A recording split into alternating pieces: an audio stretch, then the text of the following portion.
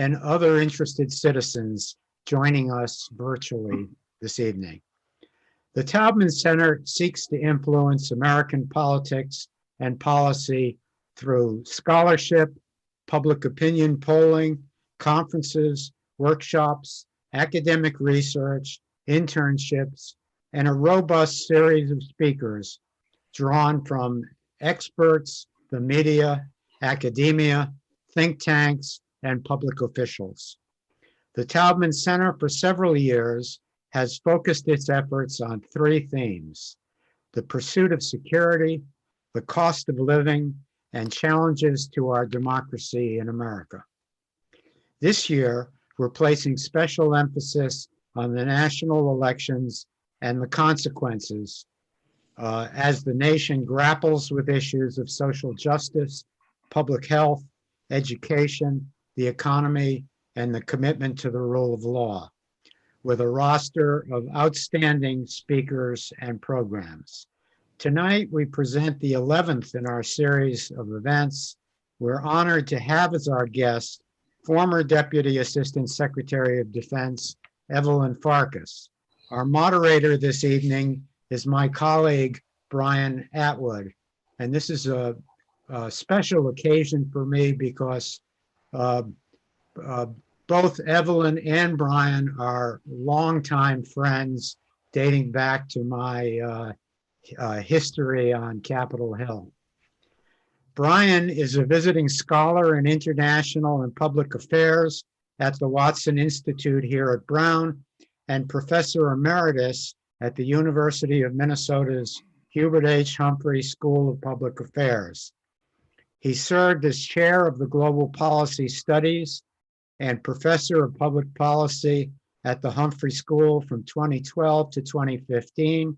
He was dean of the Humphrey School from 2002 to 2010 and was elected president of the Association of Professional Schools of International Affairs in 2009.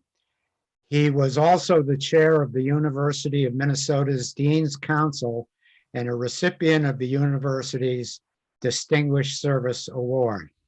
From 2010 to 2012, Brian was a member elected,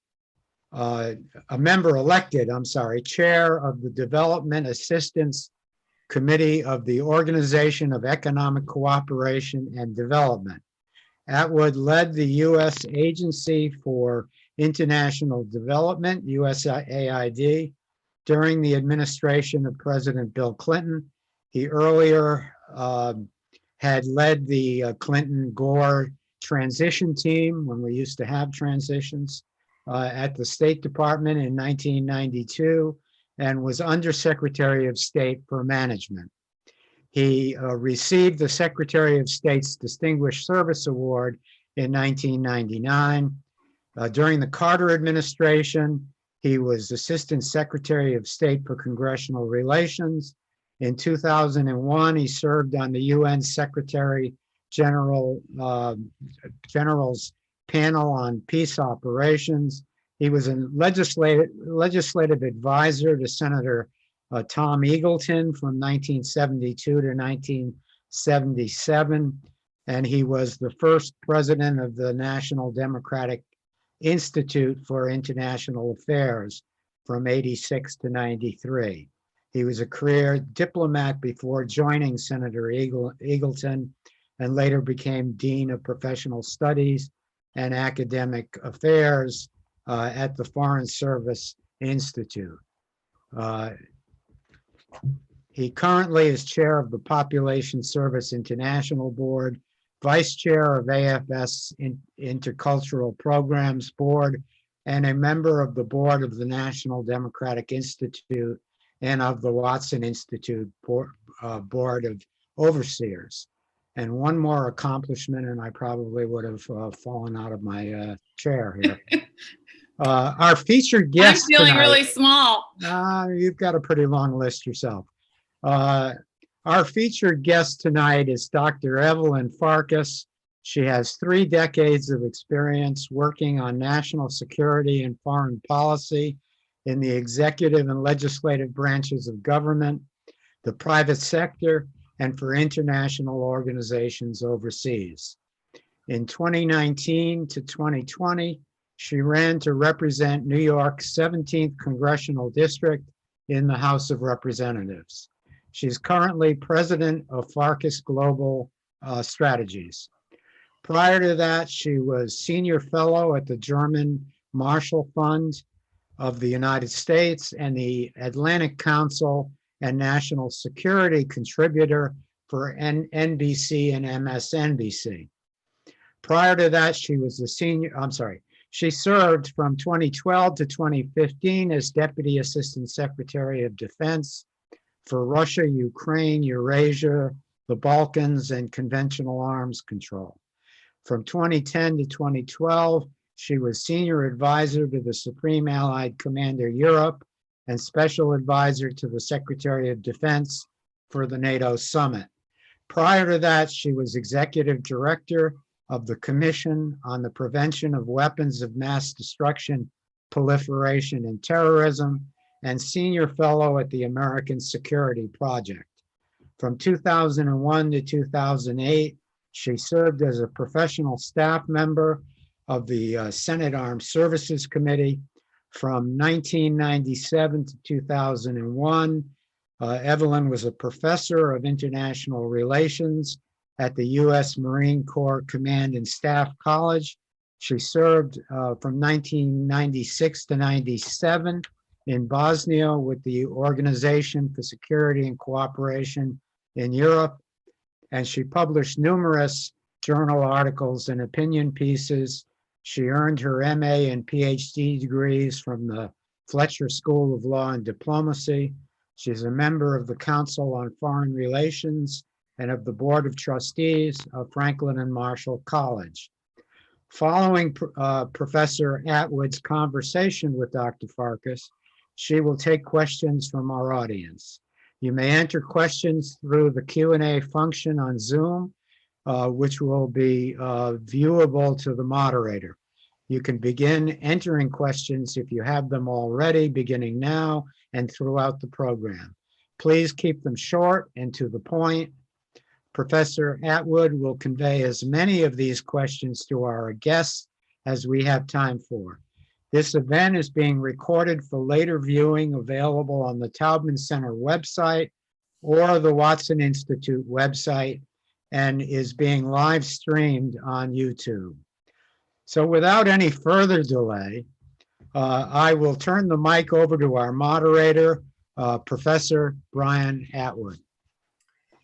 Well, thank you very much, Rich. It was a pleasure, by the way, to work with Rich Ehrenberg when he was in the U.S. Senate, and that was the day when the Senate used to actually adopt legislation on occasion. George Mitchell, I think, was one of your bosses, but good man. Evelyn, thanks so much for doing this. You honor the Watson Institute for coming here today. You've got such an impressive national security background, and the right person to talk about the legacy of the last 4 years. That's a kind of there's so much to talk about. But I wanted to start because, and I think I've told you this, I communicated briefly with Evelyn. She gave me permission to call her Evelyn. She said that only her opponents have to call her Dr. Farkas. But and political opponents. Political opponents, yes. And I said, I'm not an opponent, I'm an admirer. So I want to start by asking you about that experience. I mean, you've spent a career in working on national security issues and foreign policy, the Department of Defense, and teaching the subject and the like. But what's it like to get into the political arena? And I ask that because there are a lot of people probably watching here, Brown students and others, that may be even contemplating a career or getting into politics. It's encouraging to see so many women in particular getting into politics and running. What was that experience like? You ran in a multi-candidate race for a seat held by Nita Loy, who was someone that I admired greatly and was always supportive of USAID. What was it like? Tell us a little bit about that. Yeah, I mean, so first of all, let me just say thank you to Rich Ehrenberg, to the Taubman Center, to you, Brian, to Samantha Griffin, for organizing this event and for honoring me by inviting me to have a conversation with all of you this evening. Yes, as you said, I am a foreign policy wonk expert, what have you, practitioner, and I found myself suddenly confronting issues in the United States that I was used to grappling with overseas. And what I mean by that, of course, is the existential questions about democracy. And I became so concerned, starting, of course, with Russia and Russia's impact on the United States, Russia's foreign policy vis-a-vis the United States, which it was executing, unfortunately, very successfully, weakening our democracy, getting us to fight one another, and then, of course, interfering in our elections. And then once Donald Trump was elected, I saw internally a real crisis in our democracy. And so I thought to myself, well, what happens if Donald Trump gets another term? And to my mind, I felt that that would endanger democracy. And so I resolved that I would get involved in politics. Now, I told several of my friends this, including New York friends in New York. And around that time, Nita Lowey announced that she was retiring. And as you said, she'd been 30 years our congresswoman. She broke the glass ceiling, frankly. I mean, there were some other female House of Representative members, but I don't believe that that our district had one. In any event, she not only broke the ceiling or was one of many women who broke the ceiling into the House at the time, but she also right now is the chairwoman of the House Appropriations Committee, the first female to hold that position. Mm-hmm. I was basically pushed to run. I will say I was convinced to run. It wasn't something that I necessarily had, like I said, I hadn't aspired to it, but I have to step back for a minute because my parents are on this participating also. And my father's turning 95 on Thanksgiving Day. My mother's 82. They are refugees. They fled communist Hungary to come here to America in 1956 when the revolution against the Soviets failed in Hungary.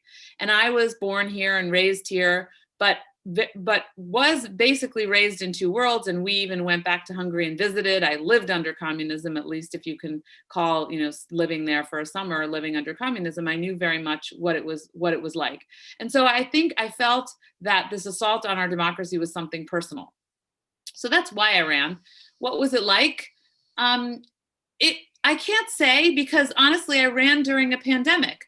The first couple months of the race, and we all got in relatively late, that was because Nita Lowey didn't announce she was retiring until October. Now, there was already someone, the guy who won, because if I won, maybe I would be busy not going to a dinner in the Capitol or something. But the guy who won had already challenged Nita Lowey 6 months before the rest of us got into the race. But as you mentioned, Brian, there were 8 of us in the race. And the rest of us jumped in, the 7, actually there were more than 8 before we got to the final ballot. But leaving that aside, the rest of us jumped in after Nita Lowey announced she was retiring. So we kind of took the respectful route. We were not going to challenge her. But the guy who won was already in there challenging her, which has something to do with his win, not everything though. In fact, I think he won because of the sympathy people had for Black Lives Matter. He's Black, he's young, he's also gay. And so that was what happened. We got in late. It was a rush. And so it was mid-November around this time. And most of us got in. And then what happened was we had the pandemic really in March. So it was a rush. And that part was fun because I was meeting a lot of people and I was doing a lot of public forums, although you can imagine with that many candidates, and at one time we had 13 on the dais, really long debates, where everyone had to have their turn. So it was sometimes tedious. It was exciting to meet people, but the pandemic part was really hard. And ultimately, I'll just finish with this.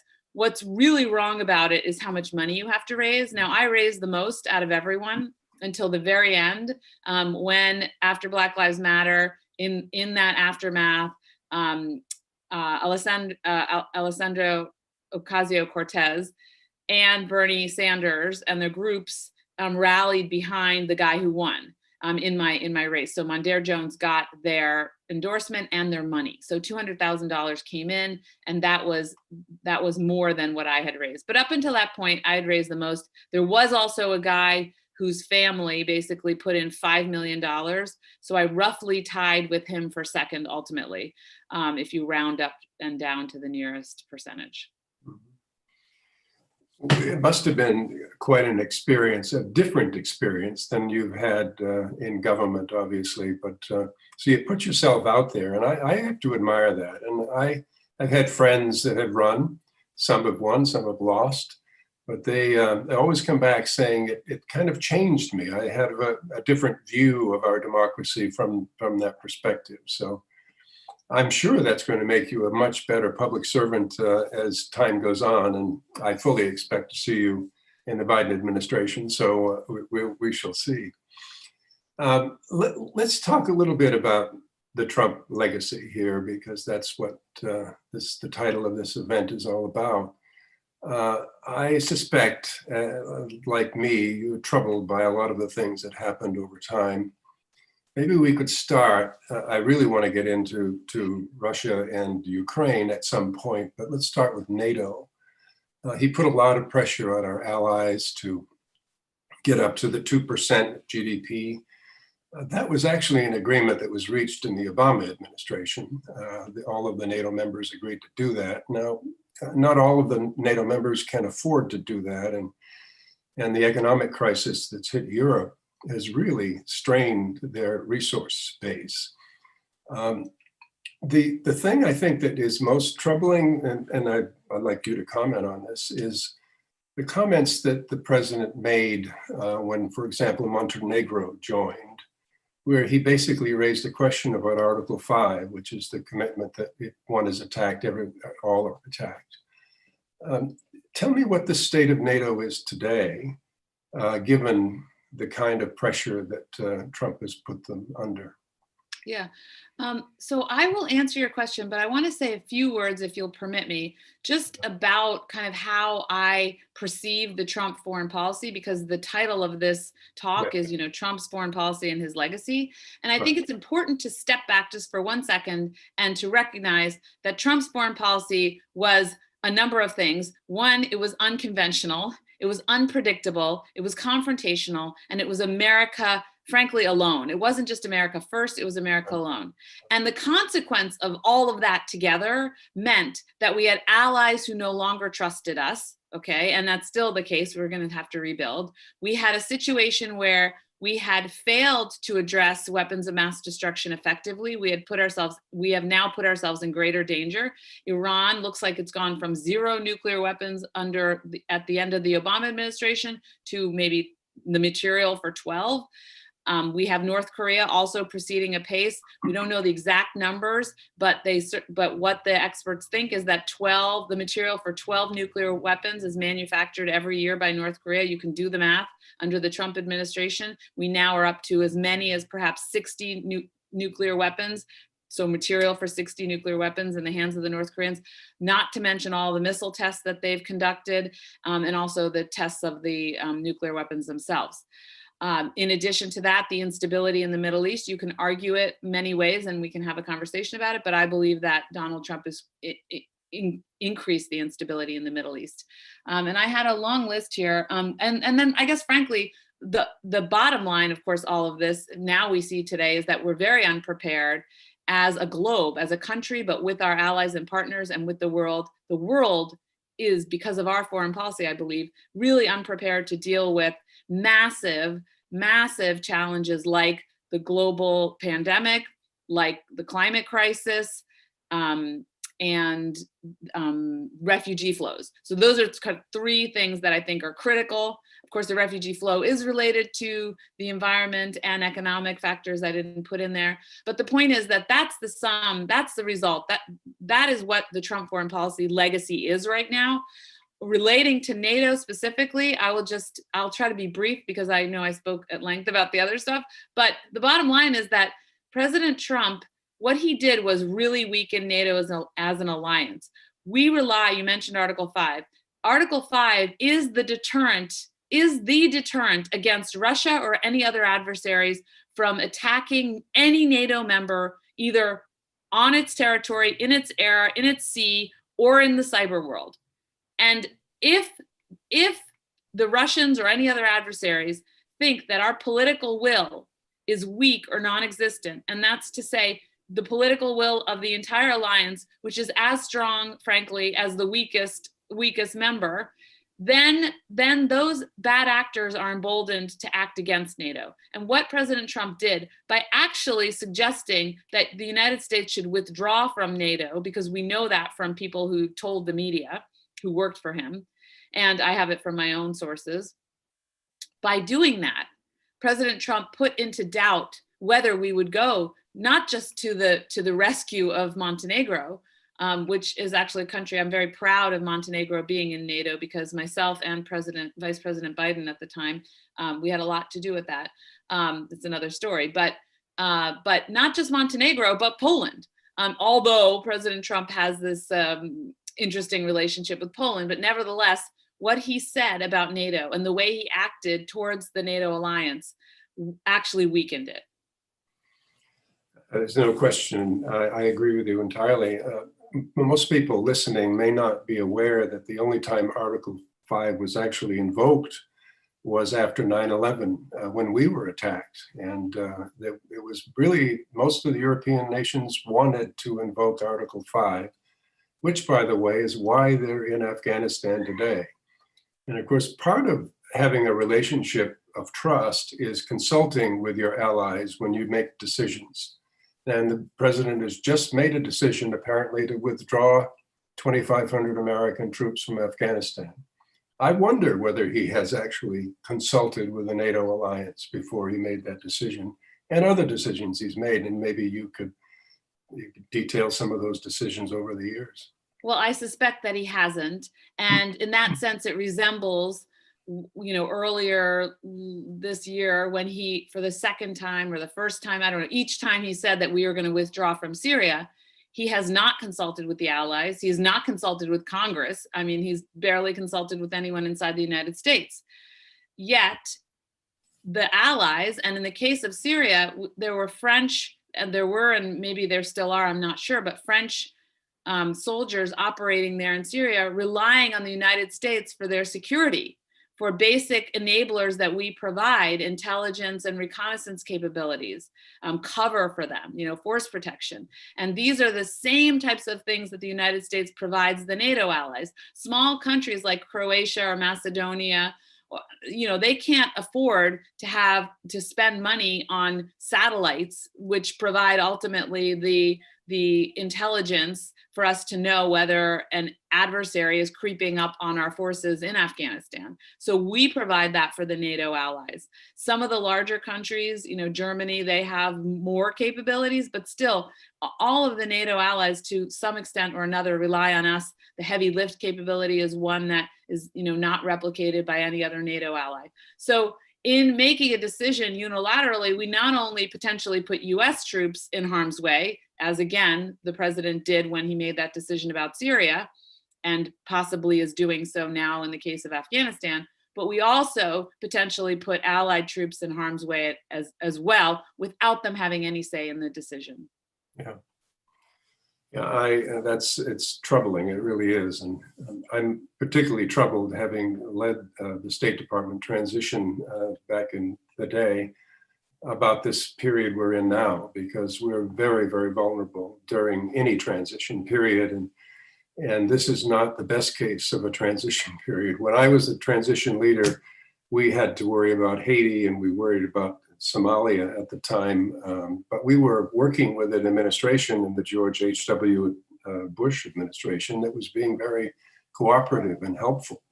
What are the dangers of not even agreeing to let some of our career people present their reports and information to the Biden transition team? Yeah, I mean, there's so much danger. Number one, that some kind of threat comes out of nowhere, that the new administration is not prepared. So we saw that actually with 9/11, where the incoming administration, I'm trying to remember the exact timeline, but there was an August intelligence report. It was not really paid sufficient attention.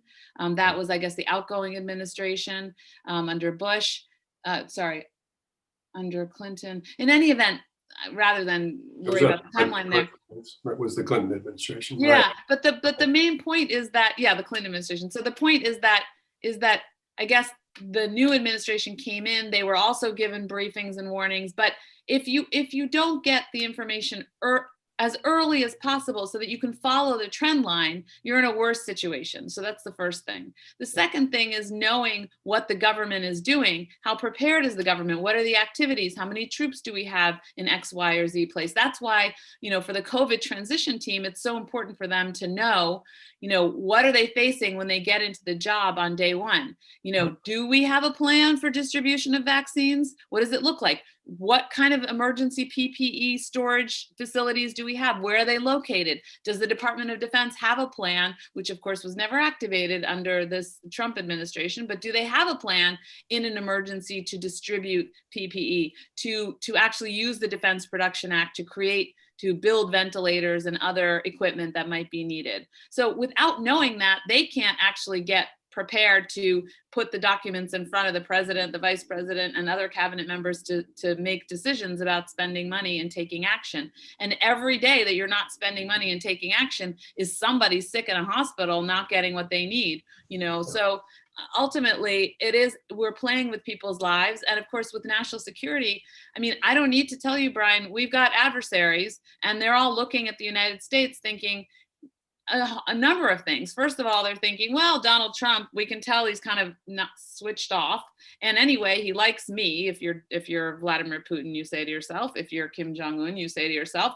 So let me see, what can I get away with here, in the last couple of months before Biden comes in, because Biden's going to be tougher on me, right? But I can set up a fait accompli for the Biden team coming in that they won't be able to do anything about, right?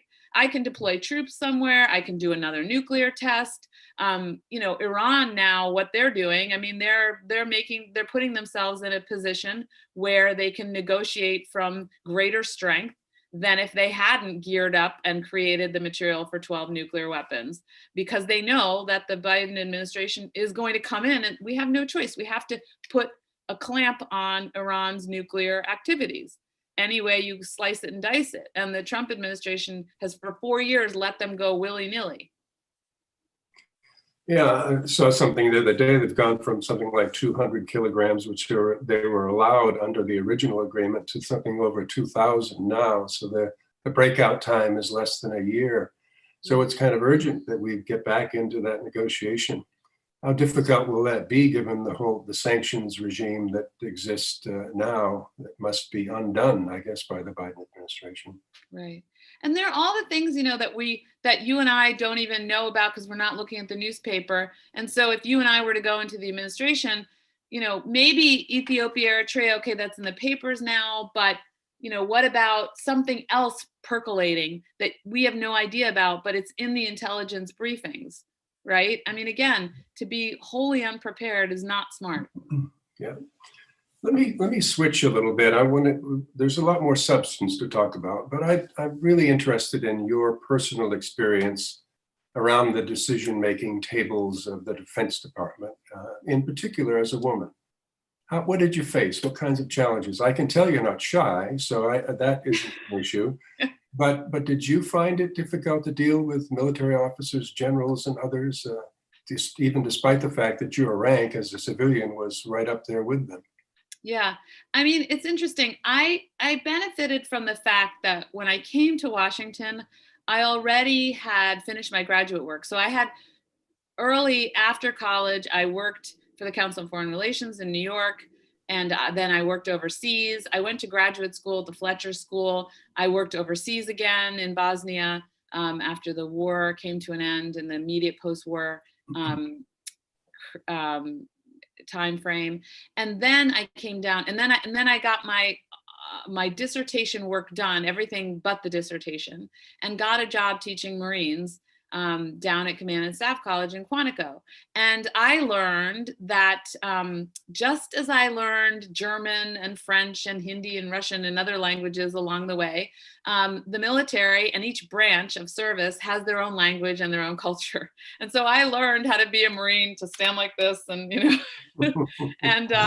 and so I became very comfortable with the military. And that was actually the most kind of military of the military, I would argue, the Marine Corps. Very ceremonial, very patriotic. It was the perfect service for me, frankly, because of my background as a child of, refugees, and feeling really grateful to America for everything that I'd been able to achieve in this country.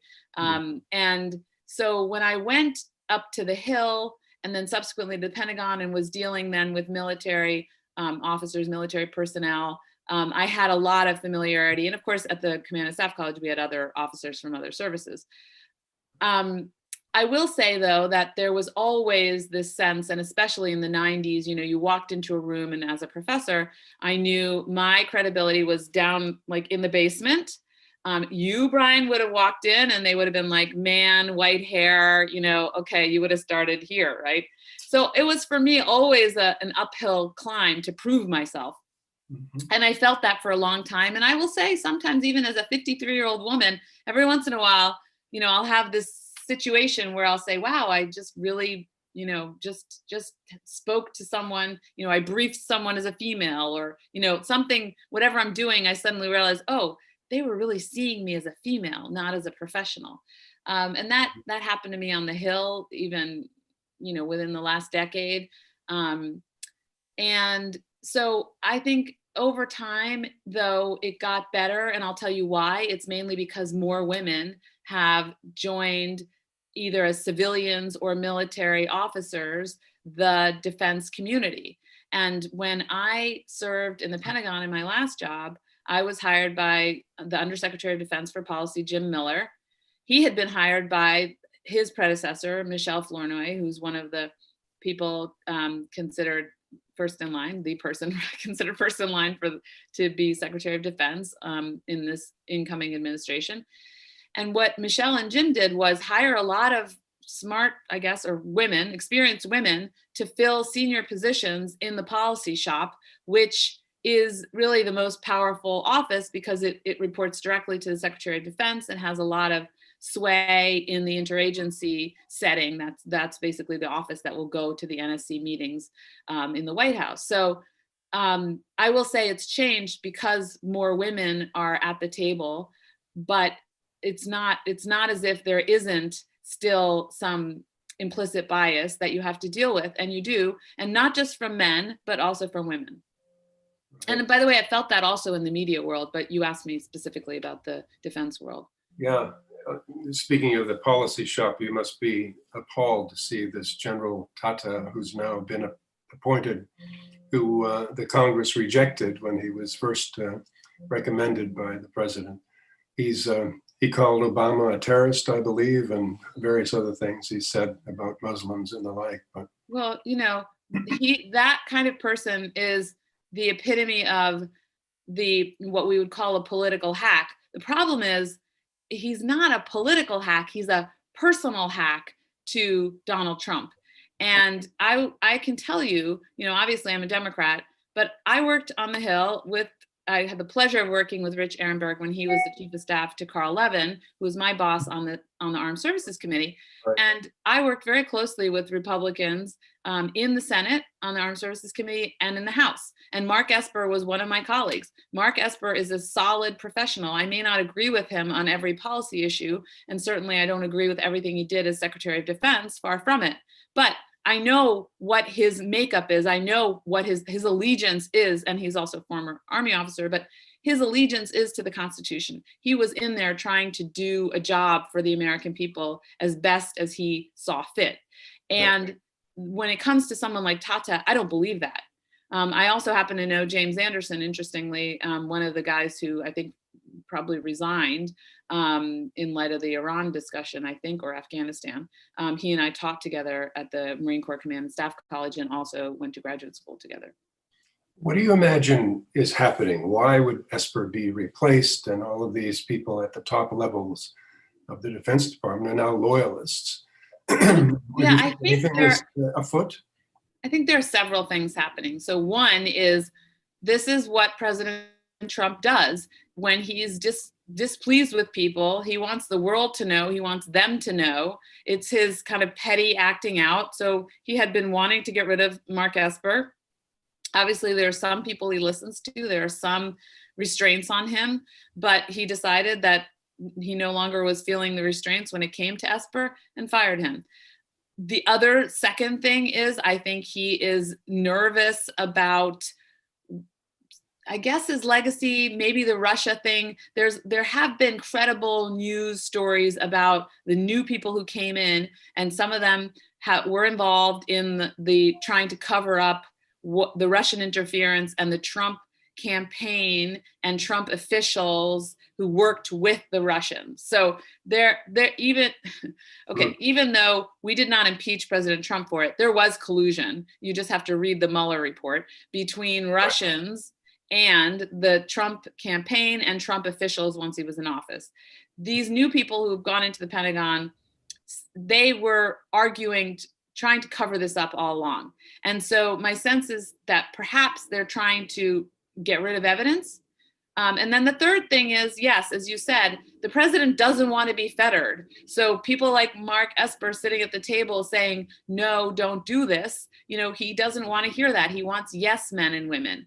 And there are things that he clearly would like to do still, like bomb Iran, I guess, that he has to be talked out of, relatively regularly. So I think those are the three motivations for it. Yeah. You mentioned before that you worked with Vice President Biden, I guess, on the Montenegro accession to NATO. Obviously, Putin was very strongly opposed to that, which some believe was why President Trump undercut Article 5 as it related to Montenegro. Let me talk a little bit about Russia, the history of NATO expansion. There was an argument that maybe that was a provocation. Clearly, if we look at it in historical terms, it was to some extent. But it was handled very differently in the Clinton administration when they tried to create a partnership for peace with Russia, that they were very careful about how they approached the different countries in Central Europe initially. Then the Bush administration comes in and they abrogate the ABM treaty, which Russia did not like very much. They basically put intermediate nuclear weapons into Poland and the Czech Republic.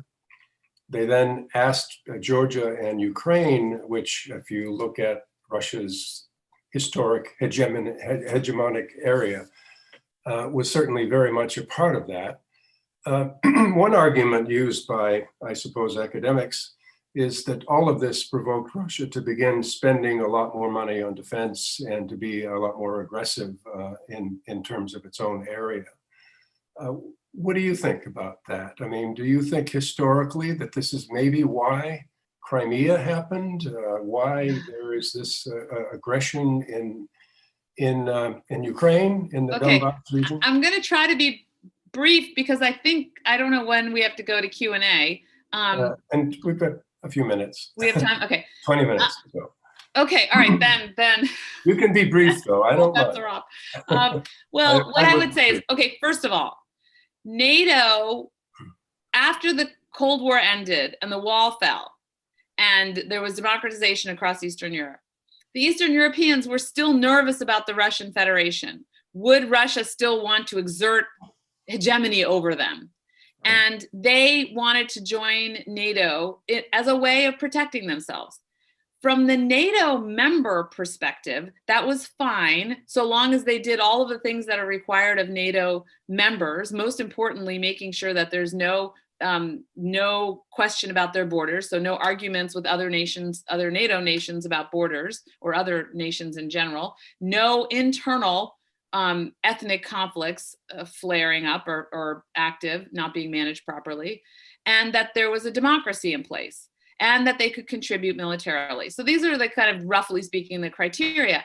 The reason NATO members, existing NATO members, decided, well, why not expand east, was that actually what they found was if NATO would expand, it would create more stability, political stability, which would then encourage economic investment, which would then encourage economic development, and it would bolster democracy. So ultimately, NATO expansion, as I see it, and as I think the members at the time saw it, not the ones maybe on the periphery closest to Russia, but certainly, let's say in France or in Denmark, I mean, the idea was that you are spreading stability and security. Essentially, you're deterring Russia or any other actors against taking any action. But frankly speaking, most of the time it was, actors that were within NATO or on the periphery of NATO. And so you're deterring them from taking action against NATO members. That means, again, that your investment in that country is secure. And so it very much helped the economic development of the countries that joined NATO. Russia, as you mentioned, was reassured. And by the way, there was never any agreement, never any guarantee that the George H.W. Bush administration made that NATO wouldn't expand. That's been debunked, but it keeps coming up all the time. They did agree not to put substantial forces on the periphery, and that was part of the agreement that NATO came to with Russia to create a NATO-Russia Council. They talked about maybe someday Russia would join NATO. So it was a very different world in the early days. Of course, Vladimir Putin came on the scene. Initially, he wasn't anti-Russia. He wasn't even anti-missile defense, actually. He spoke, relatively positively about missile defense, even in those early days. But over time, he began to see the United States and NATO as a block on his aspirations. And he essentially decided that what he wanted to do was reinstate the sphere of influence of the former Soviet space, which meant over all of those formerly Soviet republics, including the 3 Balkan countries. And if he could get away with it, a sphere of influence over the East Bloc as well. So the now NATO members like Poland, Hungary, Czech Republic, and Slovakia. So that was the problem, was that Russia started to see things differently. And frankly speaking, the invasion in 2008 into Georgia was the first alarm bell, where we saw Russia using military force to challenge borders. But the first instance of them actually changing borders when they annexed Crimea, the first instance after World War II, happened in 2014. And that happened because Vladimir Putin saw that the Ukrainian people wanted democracy. They did not want his crony in power anymore. We, the United States, the European Union, and the Russians brokered an interim solution, an interim power sharing arrangement. But Yanukovych, who was supported by Moscow, fled. He lost his nerve, of course, because he had killed over 100 Ukrainians. So he knew there was probably some justice coming his way. And ultimately, the Russian government had decided that they didn't want to take any chances with Crimea. So it probably really was a military move when Putin says he didn't want NATO to get Crimea. I think there's some truth there, that he used the excuse, if you will, of the uprising to seize Crimea. They had plans on the books. I mean, that was a lightning operation. We barely had any opportunity to do anything. The Ukrainians were sitting ducks, and the rest, as they say, is history. But we, the international community, did not recognize that annexation. So it's still illegal. The United Nations condemned it. It's still on the books as illegal, and at some point will have to be sorted out, negotiated by Russia and Ukraine. Right. And of course, there's another war that the Russians started in another part of Eastern Ukraine. Right. This is the briefing that President Trump should have received during the transition the last time we had a transition, I suppose.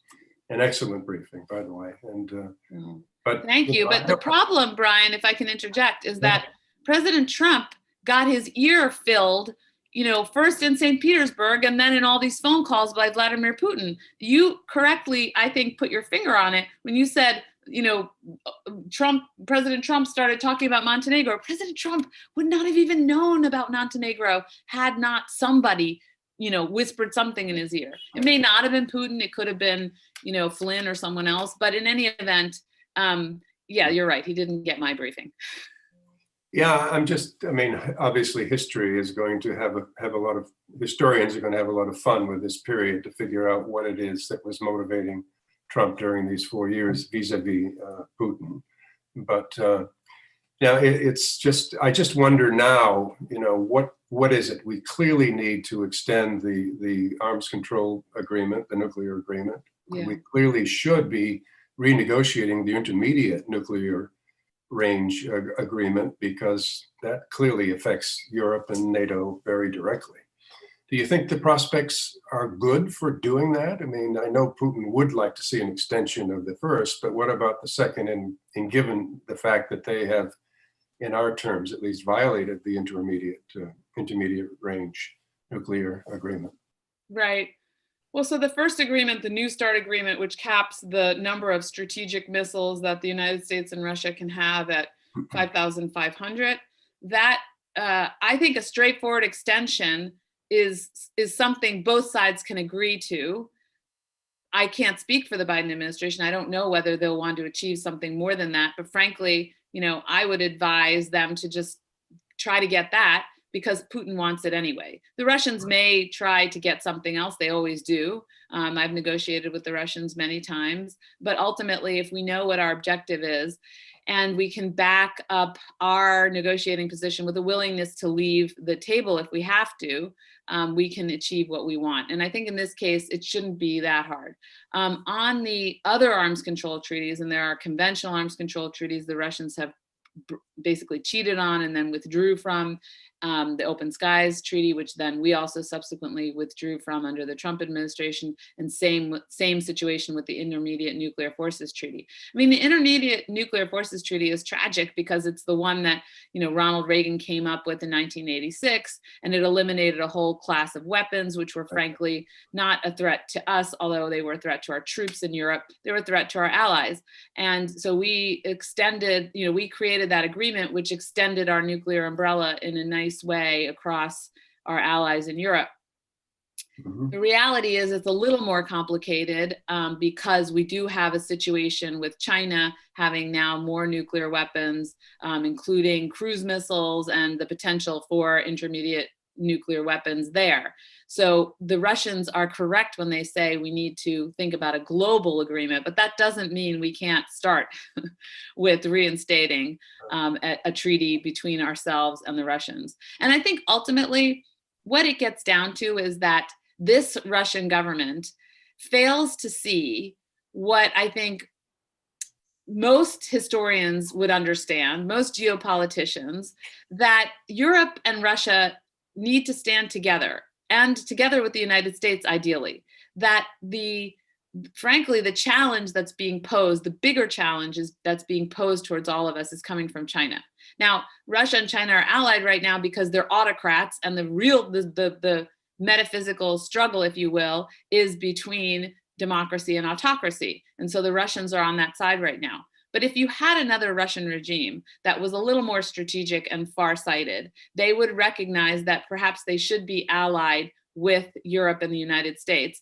And if they couldn't become democratic, at least not antagonize us and attack our democracy. And in that way, they would secure themselves vis-a-vis China also more effectively. Just have time for, I guess, one more question before, Samantha, you might want to start collecting questions from the audience. I'm sure that this discussion has generated a lot of questions, but the South China Sea, is there a way to deal with China without giving in on the territorial claims that they make because of these islands and the like, so that we can calm down the tension in that particular region?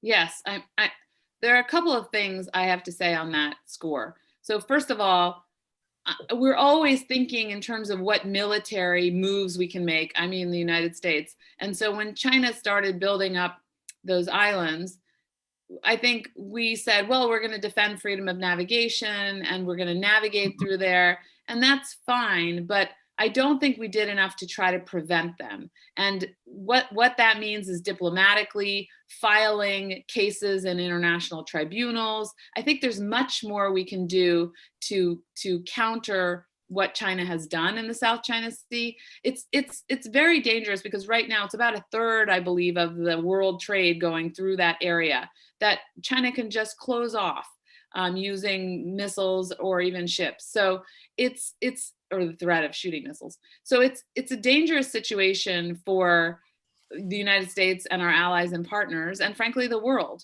And so I think if we come together with our allies in Europe, with our allies in Asia, and really all around the world, and tell the Chinese what it is that we want, we can exert enough pressure on them. The Chinese can't operate in the world without some other people cooperating with them. They need to sell things to other countries.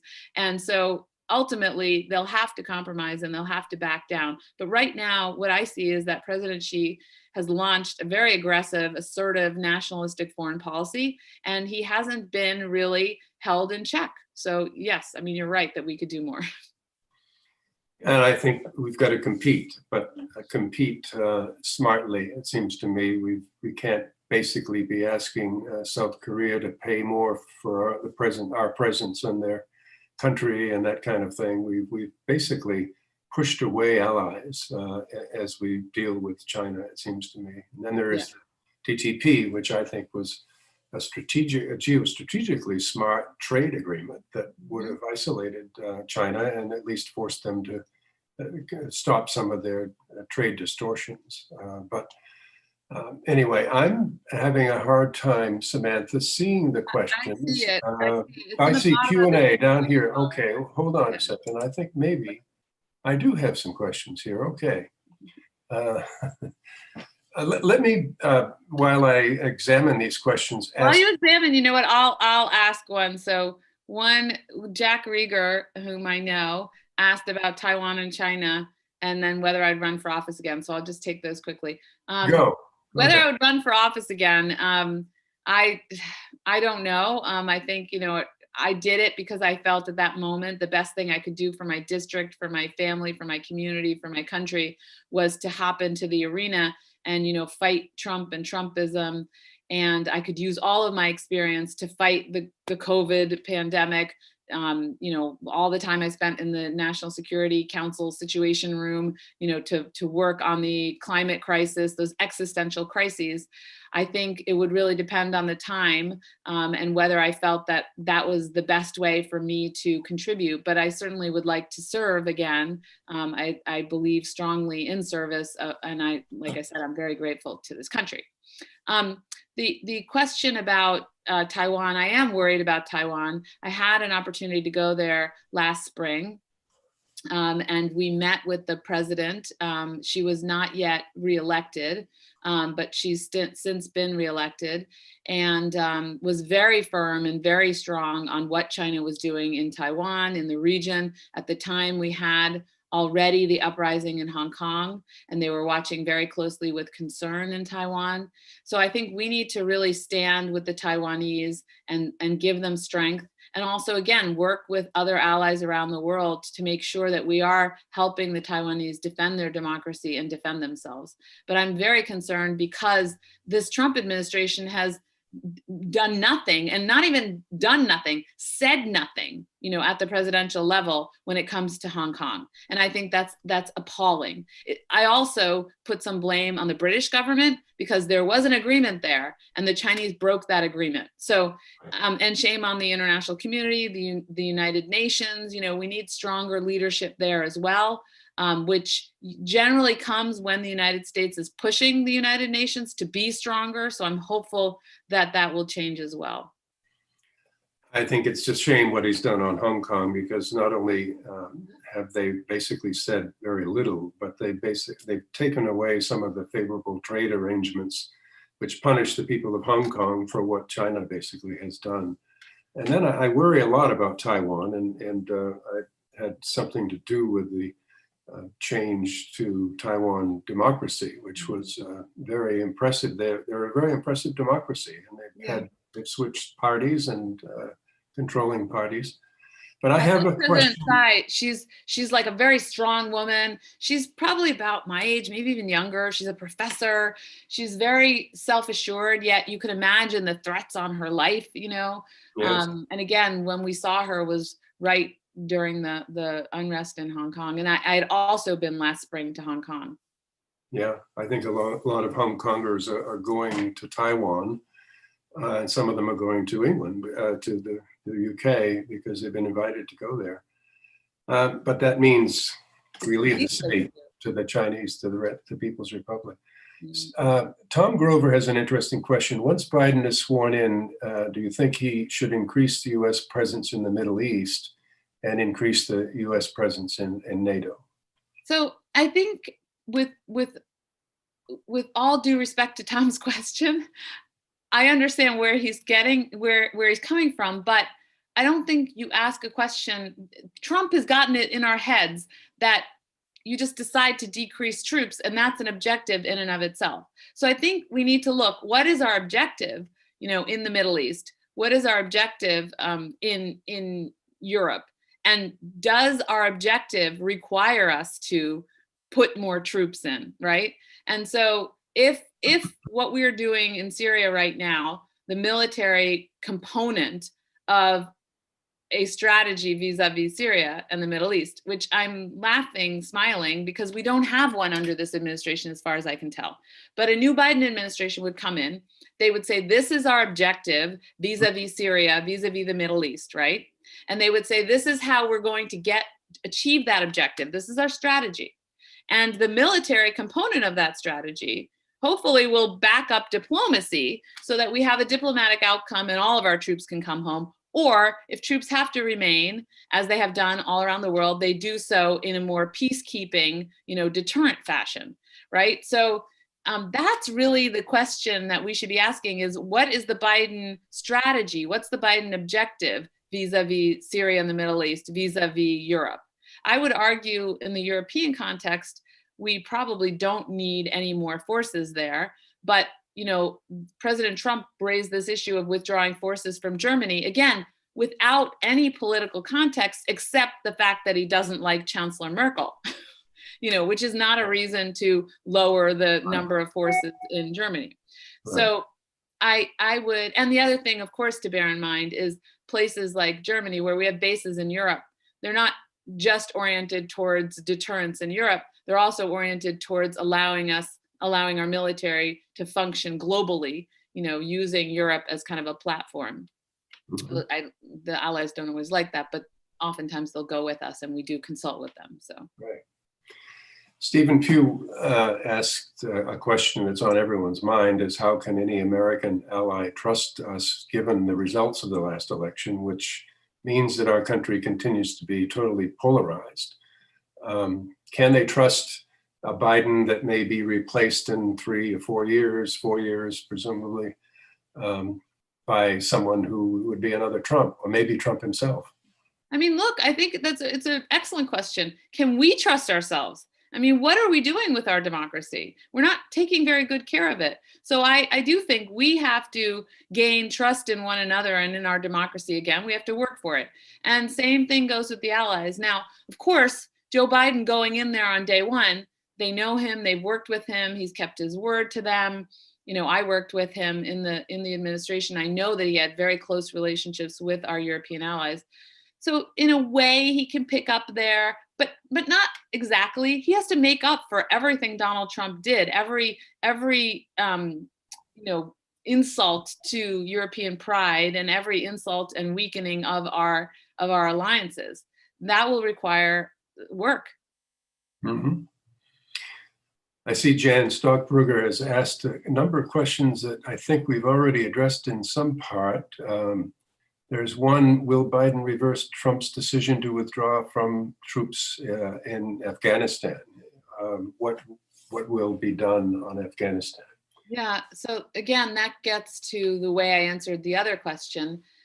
I think Biden will go in there and say, okay, first of all, give me a lay of the land. What's the situation in Afghanistan? What's our objective? How are we doing in achieving that objective? And he will not necessarily, I mean, again, the Trump administration, I don't know if they had a strategy with to achieve an objective in Afghanistan. And because bringing the troops home is not a political objective. So if our objective is to get the threat posed by terrorists from Afghanistan to a level that can be managed by the Afghan government with some residual forces, what does that look like? What are those residual forces? So, and I think that is probably that's probably the objective that President Biden will pursue, just because, as we know, under the Obama administration, he was an advocate for, he did not like, if I recall correctly, he opposed the surge and wanted to actually convert the Afghan mission there to really just a counterterrorism mission. So not work on governance. And so my guess is that he would probably still be there, but I don't know. And I think we have to give him a chance and his team a chance to go in there and figure out what is the best approach relative to Afghanistan. Because you have to remember, things have changed in the last 4 years. They're on the border now with Iran, with, as I said, the material for 12 nuclear weapons. But there are interesting things happening internally in Iran, the India-Pakistan situation. So that's all. You also have to think of the region. So I would say, ultimately, it remains to be seen. But I don't think he's going to just accept what Trump does in the last couple of months and be afraid to change it. I think he'll be more thoughtful about it. I want to ask this question from Maria Isabel Almeida de Sá, which we have a very strong Portuguese community in Rhode Island, as you know. So I just wanted to prove that I could pronounce her name. But what negative impacts of Trump's foreign policy will be the hardest to reverse? You've covered some of that, but what negative impacts would be the hardest? That's a really good question. I think maybe, I mean, my first thought is, again, these global ones, maybe not so much the pandemic, but the environmental one, because we've lost time. We need to speed up. So that will be hard. As we speak, this Trump administration loosened regulations on air and water quality, on exploration in ANWR, the Arctic refuge in Alaska. I mean, there are many things that he's done to set us back in terms of halting the rising temperature of the earth. So that one might be the hardest one. I mean, I think there are still things we can do. All the scientists say, don't give up. Yes, the earth is going to stay at this, changed higher temperature, but we can mitigate it. We can look at carbon sequestration. We can look at carbon taxes. We can look, really, the most important thing is a stimulus that gets us to the renewable energy, renewable green infrastructure. And we need to do that globally as a community and rejoin, as President-elect Biden said he will do, rejoin the Paris Agreement. But I think that would be the one where I worry the most, that whether we can reverse, because we're going to have to pedal really hard and fast. I did a webinar earlier today with USAID Alumni Association, where we addressed the issue of how development fits into a future 3D national security strategy. The 3Ds were, of course, originated in the Bush administration, but Obama endorsed them. Trump totally forgot all about it. But when you look at the transnational issues, the climate change issue, the pandemic, the fragile states which are hemorrhaging refugees, and then the growth of authoritarianism in the world. I think that's my argument anyway, you see a role for development as part of a preventive strategy, as part of the 3D strategy. And I think many military officers would say we need to rebuild diplomacy and rebuild development as well to go along with the defense part of the 3D strategy. Yeah. Do you have any comments about that? Well, I agree 100%. I mean, I think, and this gets to the point I was going to make about human rights, because I can't help but think, when I think about the most horrible thing that this Trump administration has done, the neglect with COVID is one, but the most horrible thing is the fact that as a state, we have created orphans. We have created hundreds of orphans, children who will not be reunited with their families, and families who have lost their children. And that to me is just the most catastrophic, disgusting human rights violation. And we can't undo that. And so when we do democracy and development, we will be confronted with that. And so I think that's another area where we're going to have to show that we want to, as much as possible, make amends, throw light on what happened under the Trump administration, pass laws to make sure it never happens again. We need to outlaw child separation, family separation of detainees, not detainees, of people being held in U.S. custody who are seeking asylum seekers.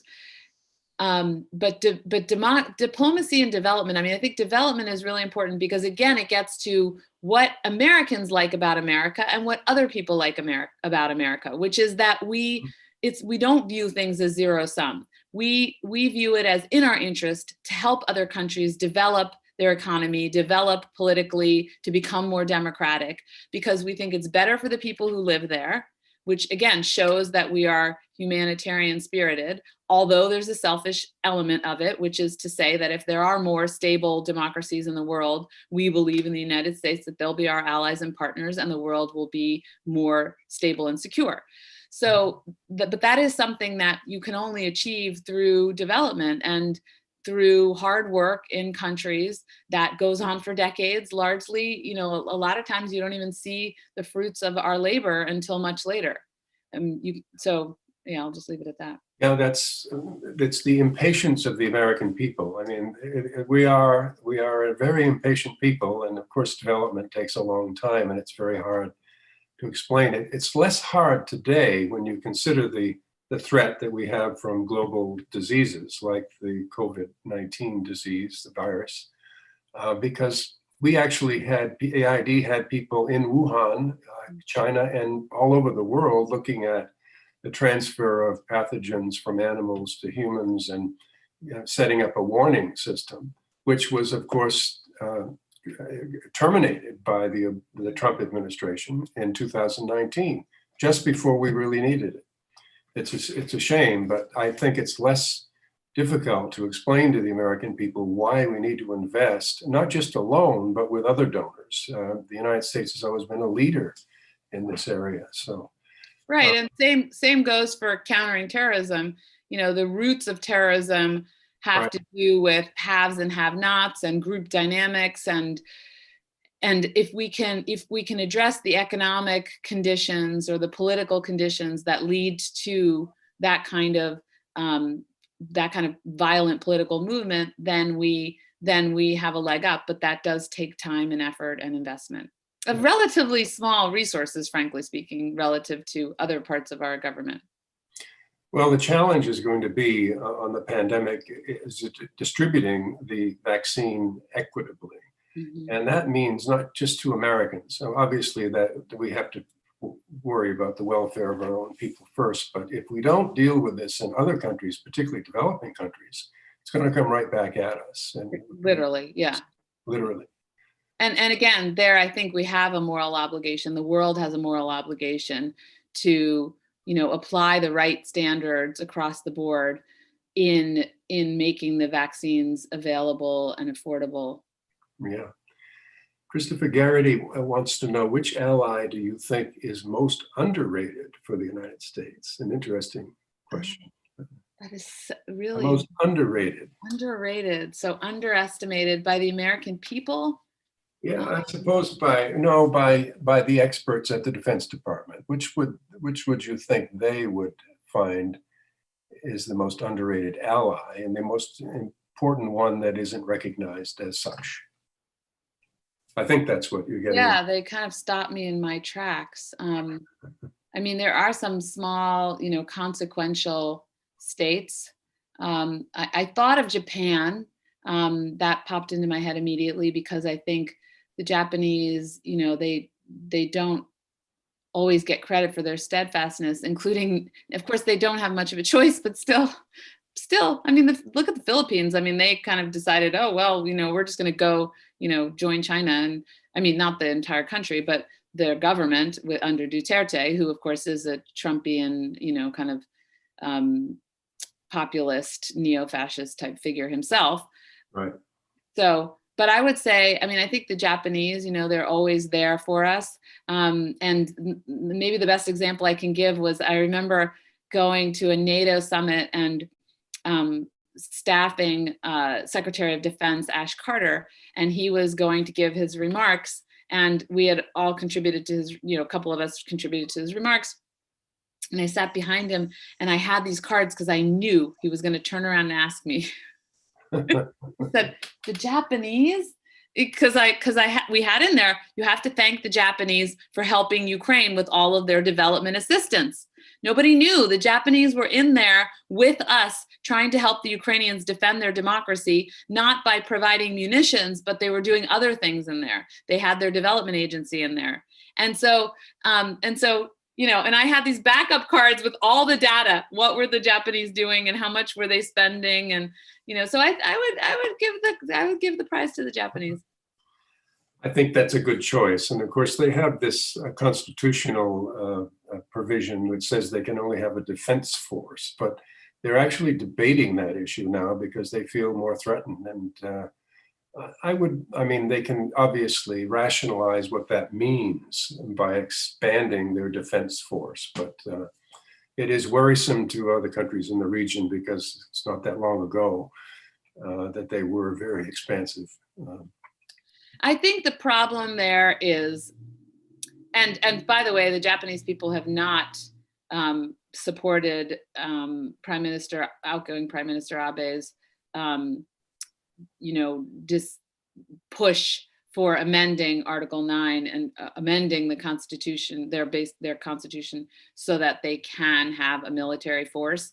That it's the sentiment among the Japanese people is too strongly anti-military. Having said that, Abe and the military and the political leadership, they have found ways to build their defensive capability and to work with us in kind of offensive situations and to kind of push the envelope farther, stretch it a bit.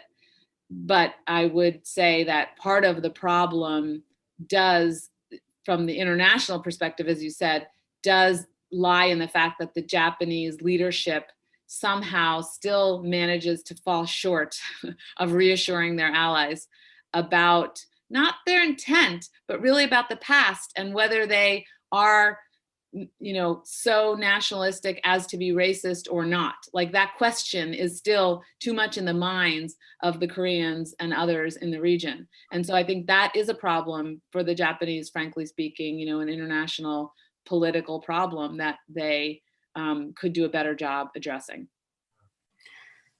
Sam Erdank has a question that's been lingering there, and I think you probably answered it, what the most debilitating problems that came out of the Trump administration. I want to invert that and ask you to tell me what you think good happened in the last 4 years. Well, but I do want to answer his question, because I think Maria's question was more about what's the lasting thing that'll be hardest for us to address, right? And I said the climate crisis. But Sam's asking what's the most debilitating and dangerous? And I think it's the kowtowing to the authoritarians. Because as I mentioned at the outset, what we are in right now is an existential struggle between democracy and autocracy. And this president, even though his cabinet and Congress didn't agree with him and they didn't take the side of Vladimir Putin overtly the way he has, or of Kim Jong-un the way he has, or of other dictators or autocrats, the reality is that President Trump has. And so he's emboldened Putin. And he himself has become emboldened by the fact that our democracy wasn't strong enough, that we didn't stand up to him enough, because it wasn't enough that he had the Russians interfere and essentially help him get elected into 2016. But then he went out, reached out to try to get the Ukrainian president to get involved in getting him reelected by making up dirt on Vice President Biden at the time, Vice President Biden. And President Trump failed, but he was caught red-handed, and that's why he was impeached by the House of Representatives. The Senate, of course, didn't didn't find him guilty, which is why, of course, he's continued to side with Putin and do all kinds of other things that are detrimental to us. So I think that's the most detrimental thing. In terms of what's good, I agreed, and I continue to think it was a good idea to strike Syria after they used chemical weapons against their citizens in April of 2018, I believe it was, because not only because it was punishing the Syrians for what they did, which was a human rights violation. Of course, they had been using bleach and other chlorine, other weapons against and against innocent civilians in Syria. It's not to say that that was necessarily worse, but it was important to stand up and say, you cannot use chemical weapons against your citizens, against innocent citizens, to reinforce that taboo. So I think that was something that I applaud. Another thing I applaud is the provision of lethal defensive weapons to Ukraine. It was something that I argued for when I was in the Obama administration unsuccessfully. And President Trump's team went to him and amazingly got him to sign on and to agree to it. The reason, it didn't cause, it kind of disappeared from the radar because as myself and my colleagues who were arguing for it suspected, it wasn't, or knew, it wasn't going to change the military balance between Ukraine and Russia. So it wasn't going to create an escalation. And in fact, it would provide a deterrent to Ukraine. Other than that, I would say, I know that there are people who want to say moving the embassy to Jerusalem and Israel, recognizing that Israel has possession of the Golan Heights, that somehow was good. I would argue that it's not good because President Trump did it unilaterally, and he did it in a way that actually put Israel in greater danger. Because when you make decisions like that, we, the United States, have always worked with the international community to bring, especially the Europeans and the United Nations, bring the bulk of the international community along with us, so that decision to move the embassy to Jerusalem or to recognize that Israel essentially controls the Golan Heights is something that is also stamped with a stamp of approval, that is also regarded as legitimate and acceptable by the international community, not just by the United States. So I think those types of actions, while some people would say made Israel stronger, I don't believe they made Israel stronger. And also all of the actions that he took vis-a-vis the Palestinians, taking the aid away from the Palestinians, only created more anger, and I think made it harder ultimately for us to come up with a lasting solution between the Israelis and the Palestinians, which has to involve two states. And so I think that's an area where I just have to mention it because someone might think that it was a good thing, but I think it was reckless because it wasn't done the right way. I think actually the stage is set for the Biden administration if they want to get back. I think they'll have to wait till Netanyahu leaves the scene and Gantz comes into power, but there's a possibility for a two-state solution eventually. And maybe even some of the mistakes that have been made will actually support more diplomacy in that area, in that regard. Yeah, I mean, you can only hope that, the sum total of your mistakes somehow along the line then create a fertile ground for getting it right in the next round, which is kind of the way our democracy is too, let's face it, right? We've made mistakes throughout our history. And I feel, again, obviously I have my slant on this, but I feel that this new election is a chance for us to kind of reset. And frankly, I think it's a bipartisan reset. There are so many Republicans who agree, who voted for Biden or who didn't, but I think many people agree.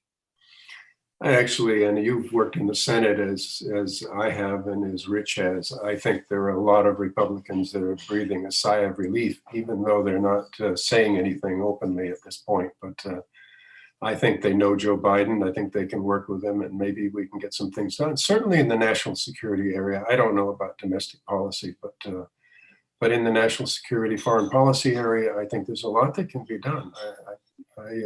I also think in domestic politics, one question I would have is what's happening on the ground in Texas, for example, or in the border states as they become more blue, if you will, it might present an opportunity to make some progress on immigration reform. I mean, there are areas where there is agreement, bipartisan agreement. There just hasn't been movement because, I don't know, it's a political football and it raises money and it's talking points. What we do domestically has a lot to do with whether we're going to have leverage in foreign policy and diplomacy as well. And immigration is one issue we have to take on. We have to do something about climate change, otherwise we'll have no credibility in dealing with it overseas. And we obviously need to take on the race issues that have been raised so explicitly in this last couple of years. And I would say, Brian, if I could add, I basically lost my race, and I'm glad to say, in a way, I mean, it sounds funny, one of the most beautiful things to come out of this past year, and this past year there was very little that was beautiful, was the Black Lives Matter movement becoming mainstream. That you had people of all races and ages and genders and everything all over America saying, you know what, we get it. There's a problem here and it's systemic and we need to address it. And racism is real. It didn't go away because we elected a Black president. So I think that to me is something that's real. And I feel it has changed. I don't think it's just a surface thing. I really do believe that people are more committed to making change. Let's see if our lawmakers can do that at all levels. But that's what I feel the opportunity is right now. We have, I think, just time for one more question, and I want to say something too at the end, but Alberto Bortoni has asked about Yemen. What do you think? It's a terrible humanitarian disaster. Can we stop the Saudis from doing what they're doing? How do we deal with the Houthis and their Iranian partners? Well, I'm pretty sure that both Biden and Harris have been on the record saying they are opposed to U.S. military involvement in Yemen. And so to the extent that we are still supporting the Saudis, they will, I expect, pull back from that. And that is a bipartisan objective also of the committees of jurisdiction on the Hill. So I do think that our support to the Saudis for this horrible war in Yemen will come to a close. The relationship with Saudi Arabia will be interesting because, of course, this Trump administration has skewed their again, I mentioned instability in the Middle East has been increased by Trump in part because of their skewed allegiance or alliance or whatever you want to call it, friendship with Saudi Arabia, and in particular, the murderous crown prince. And that then, of course, that cozying up was coupled with the, perversely confrontational but ineffective stance vis-a-vis Iran. And so all of that needs to be re-examined by the Biden administration coming in, and they need to really be more professional. I feel that a lot of the Trump administration policy in the Middle East was very emotional and it did not keep U.S. interests at the forefront. So we need a better balanced policy. And so my hope is that will extend throughout the region. You say it's emotional. I think there might have been something to do with the Trump money corporation's wallet. Yes. That's why Jared has been so active in the Middle East, I suspect. But well, maybe I should say they're emotional about money, Some people very are. Good. Well, I want to just say one final thing before I turn it over to Rich, and that is I want to address your parents. They don't have a camera or they probably can't chat, but yeah. I'm sure that they are really impressive people, but they know how good you are, but you've just demonstrated it today, and they should feel very, very proud of what you've accomplished and how articulate you are about these issues. And I welcome, I'm delighted that they're here and that they've produced a real leader, a real American leader. As I've watched the various experts on the pandemic come on the air, I would say 75% of them happen to be immigrants and more recent immigrants. Yeah. And they're very impressive, and we need more of them in this country, not less. So I'll end there by thanking your parents for bringing you here. And well, I was born here, but yes. I know. Okay. You wouldn't have been born here if they didn't come here. So, Rich, I'll turn it back over to you. Well, thank you for saying that. And if I could just say very quickly, this is why I think fundamentally I decided, okay, I can run for office, because I really have such a strong belief. All of us here in America, we're, with the exception of Blacks who were brought here because of slavery, came here trying to make this a better country. And then once the Blacks got their freedom, they also obviously have been contributing to making this country better. And the thing about America that I think is so beautiful is that we have a civic nationalism. It's not ethnic. It's not based on your religion, your race, anything, your whatever, who your parents were. It's based on your adherence to our civic values, our Constitution, our Declaration of Independence, the Bill of Rights, all of these things that are now under attack. And that to me is what makes America really special. I've lived in countries all over the world. I've traveled to over 80 countries. And I really do believe, I don't believe we're so special that we're above everyone else, but I believe that we are special because we do learn and we do try to be better. And I think we had a long early history where we didn't try to be better. I've been reading American history. these horrible presidents in the past too. But really, since I would say FDR, certainly when we started to create sort of a safety net, we really tried to make America a better country. And so I think with this, we had a really horrible 4 years, and of course a treacherous, horrible, tragic year this past year, but we have an opportunity to make America better, build it back better. Well said. Well said. What a terrific way to wrap up. I want to thank Brian Atwood for a terrific job as a moderator. And I want to thank our guest, Evelyn Farkas, for what was really a tour de force, really fascinating program. And by the way, I've just been told that we had about 2,000 people watching us on YouTube. So I can only see the number here on Zoom. So I was thinking, oh no, Rich is going to be mad at me. He didn't make his numbers. Very good. Well, thanks again. And thanks to our audience for showing up. Well, thank you to you. Thank you, Brian, for the great question.